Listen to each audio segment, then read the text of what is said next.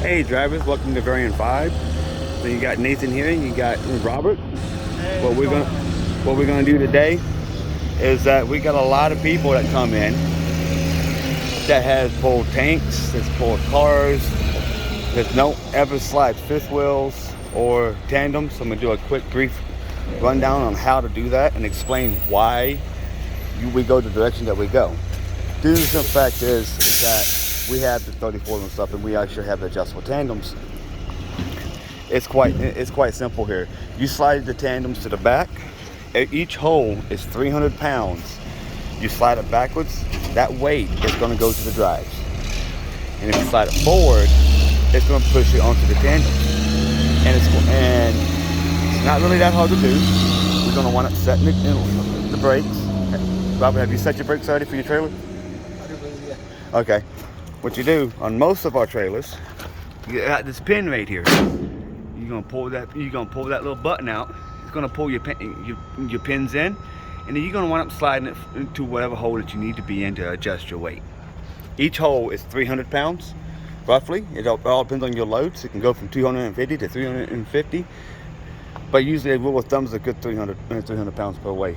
So that's all we do. We actually slide them forward to put the weight on the tires on the tandems, and we slide it back to put the weight on the drives. Now, I do know that we've had a lot of issues with some drivers that's never even moved a fifth wheel or haven't done it in such a long time. We're gonna go step by step of how we do it. Alrighty. First things first, we're gonna go ahead and lower your landing gear.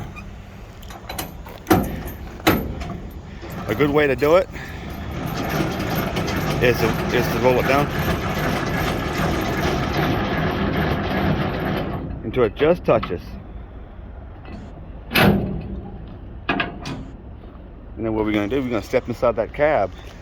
We're gonna hit your airbag dump before you even release your fifth wheel on your slide.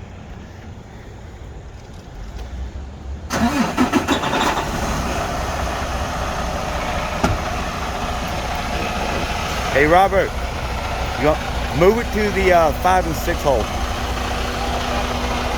It's going backwards. What he's gonna do, he's gonna drop his airbags. What he's doing right now. What that's gonna do is gonna transfer all your weight to your landing gear. And what it's gonna do, it's gonna wind up releasing all the weight, and it's gonna lift up your plate a little bit. You see right here, I'm trying to get us that thing. You got a little bit of a gap right there now.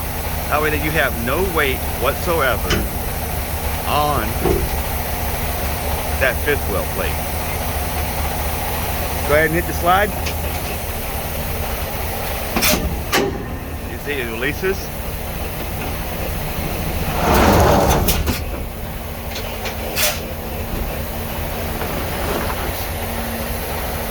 And that's how you slide your fifth wheel.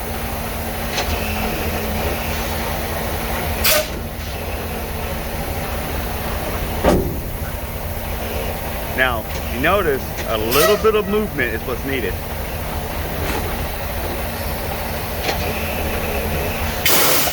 He's gonna get out, he's gonna check where his holes are at. Now you see here, you can barely see them in there. And how we count them, we count them from the front to the first pin, and then it'll be the second pin.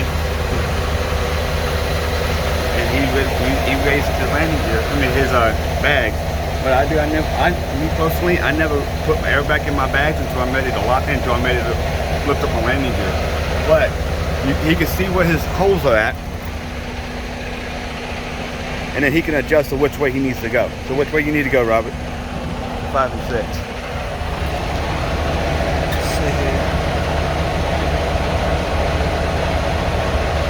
I need to go forward just a bit. Make sure we're good.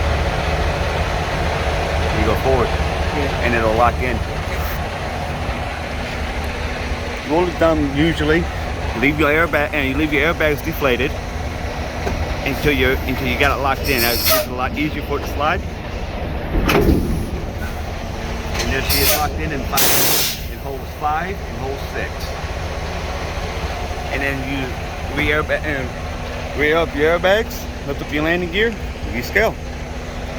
And if you need to move it some more, it's just steady wash, rinse, and repeat. Anyways, drivers, you be safe out here. I hope this helps the ones that haven't done this very much. And be safe out on the road. Catch you later.